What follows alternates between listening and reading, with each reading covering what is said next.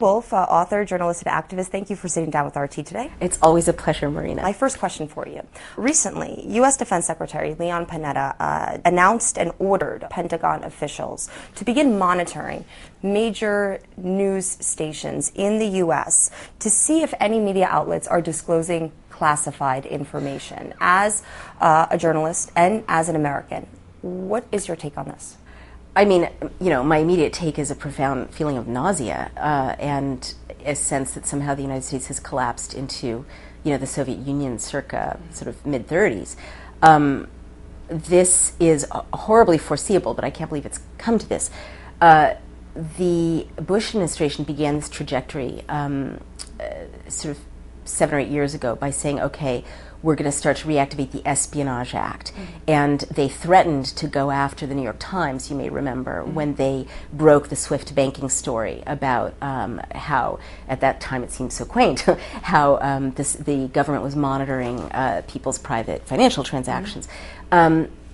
But what's so dangerous, what I've been warning people about for years, is that journalists' job is to publish classified information. Journalists, first of all, this is a White House, now 2 White Houses, Obama's and Bush's, which is systematically overclassifying everything, especially wrongdoing, especially anything related to what whistleblowers want to release, especially, torture that they've engaged in, methods of torture, fraud, corruption, they're classifying it. I've had conversations with representatives, legal representatives of people in Guantanamo, who tell me that they can't tell me how their clients have been tortured because it's classified, and they would get in trouble because of the way the government is overclassifying. It's not national security information. It's the government using classification as a way of protecting its own corruption and fraud. But what's so scary about this is that anyone who's a journalist who tells the truth, and there's nothing wrong with this, it's journalists doing their jobs, will say, and I said this when Julian Assange was arrested, that up and down the Eastern Seaboard, in dinner parties and cocktail parties of the elite media stream, all we do all day long is talk about classified information and trade classified information, share classified information, and kind of show off when we have classified information because it means we're being effective at our jobs. That's not the same as leaking it. I do agree that someone who actually leaks classified information knows that they're breaking a law. I'm not saying there's no reason not to have classification in a working democracy. But the job of journalists is to publish classified information that is brought to them that's in the public interest. And so now, if you've got the government saying, they're like literally, it's like mafia tactics. I can't believe it's come to this. The government is saying to journalists everywhere in America, we're going to intimidate you, and we're going to threaten you, and we're threatening you with serious legal penalties like prison time if you do your job. And I mean, it's like that's what they do in China, I mean, I just can't even believe it's come to this.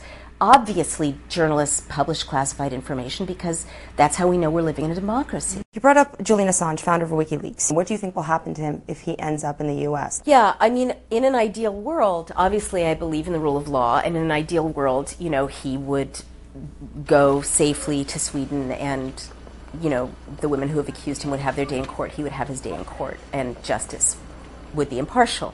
I don't think that's what's happening in his case. I think that it's a global kind of manhunt to punish and silence a whistleblower, a publisher. Again, not a leaker, a publisher. A publisher. I really want to stress this. Bradley Manning leaked the material, allegedly, and so he has to deal with whatever he's going to deal with. You see Julian Assange as the publisher. He is the publisher. Like the New York Times, exactly. Similar to that. Exactly.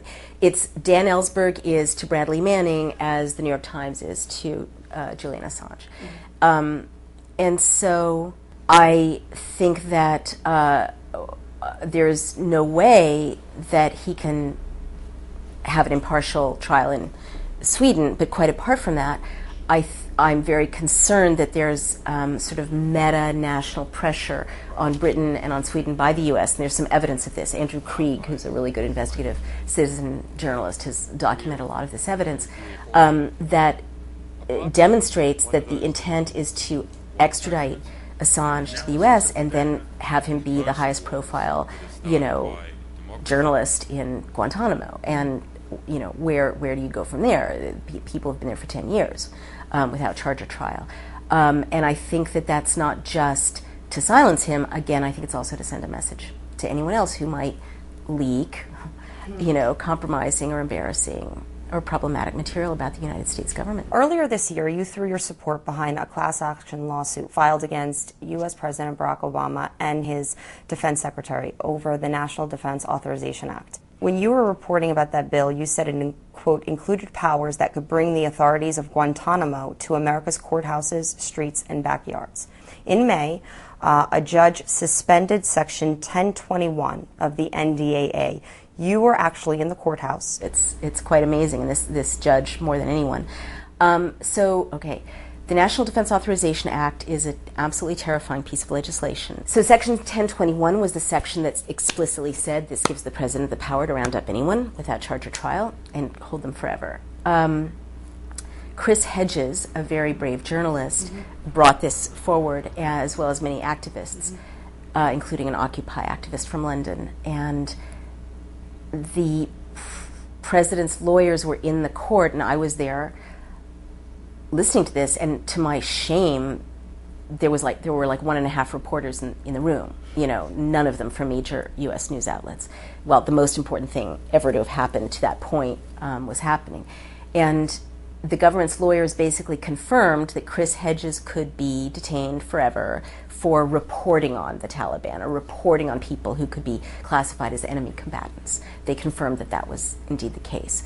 Or if someone wrote a book about enemy combatants that in any way was sympathetic to the point of view that the U.S. had too much power in this part of the world, or crazy examples of sweeping powers to detain American citizens and to criminalize dissent, criminalize journalism. And so this very brave judge listened to the evidence, which wasn't hard to miss because it was so confirmed by these lawyers that that's what this would do. And she suspended that part of it, and so saved, the Constitution where the Due Process Clause is, which guarantees everyone in America the right to a trial. I still can't understand why this story, specifically the NDAA, has not been a bigger story in mainstream media in the U.S. This was a huge issue. Huge. And this bill was signed into law when people are celebrating New Year's Eve. New Year's Eve. And then nobody heard about it on mainstream media. Why do you think that is? Marina, I want to ask you that. When you talk to journalists, because I have friends who are journalists, senior people who are running major news sites and opinion sites, I would say, did you know that the Due Process Clause was suspended on New Year's Eve? And they're like, what? No, surely not. And they don't believe it because they didn't see, a wave of coverage, any coverage. It would be buried and obfuscated. And no one's giving these people orders to not cover it. I was listening to these historic arguments of the American president's lawyers saying, yes, we have the right to round up that journalist, we have the right to hold him forever. And there was no ABC, no NBC, no NPR, no CNN, no Fox News. Nobody was there, And the best explanation I have is denial, maybe it's such a huge story that no one can really believe this is really happening, so we can't cover it. But I do think that what we're seeing right now, and I predicted this would happen in November of last year, is that why the violent crackdown against Occupy, why the violent criminalization of dissent, why the bullying of journalists now. I think it's linked to what we're seeing in the news right now of this huge fraud being uncovered in the banking sector. HSBC, billions of dollars in fraud, Bank of America, Wells Fargo, Barclays, Bank of England, fraud, but not like marginal fraud, but clearly systemic fraud, and I just wrote a piece about this for The Guardian. Clearly systemic. Tim Geithner finds out about it in 2008. Writes an email.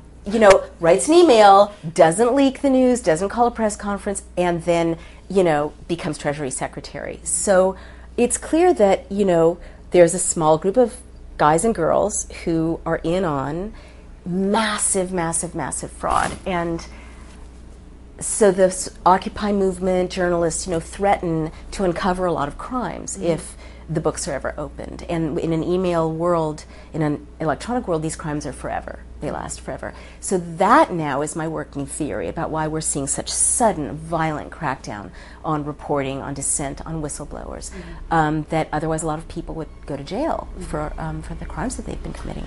Occupy Wall Street is a movement that really raised awareness and pointed attention to the fact of money flowing from Wall Street to Washington and influencing policies. The economic problems have not gone away since the fall of 2011. They've only gotten worse. Occupy Wall Street, though, has sort of died down a bit.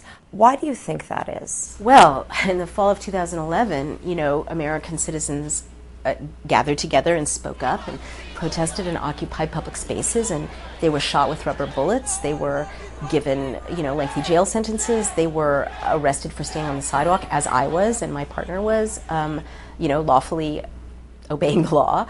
You were arrested? Oh, yeah. Yeah. I was arrested for standing on a sidewalk telling Occupy protesters what their First Amendment rights were to protest.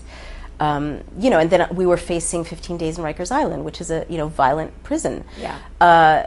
It makes you think twice about going out to use your First Amendment rights. I mean, Occupy protesters were, maced. They were power hosed. They were beaten. They were locked up for 17 hours and, forbidden to use the bathroom. They were tortured in, as much as the civil system allows. Every activist I know assumes that their emails are monitored, their phone calls are monitored. I mean, it's just a complete sense of Big Brother is a hair's breadth away. I am frightened seeing countries like Britain sleepwalking into okaying legislation to institute this kind of surveillance. But really in Europe, people still think they have some privacy. They can go to the march and they can go home. I'm sorry to say that when you get this matrix of surveillance plus police brutality, plus laws that, suspend due process, it's very effective at breaking down protest. Now let me flip it around and say, having studied closing societies and societies that reopened democracies, mass protest is the key to reopening democracies. And we will thank you very much for sitting down with our team. Thank you, Marina. Thanks.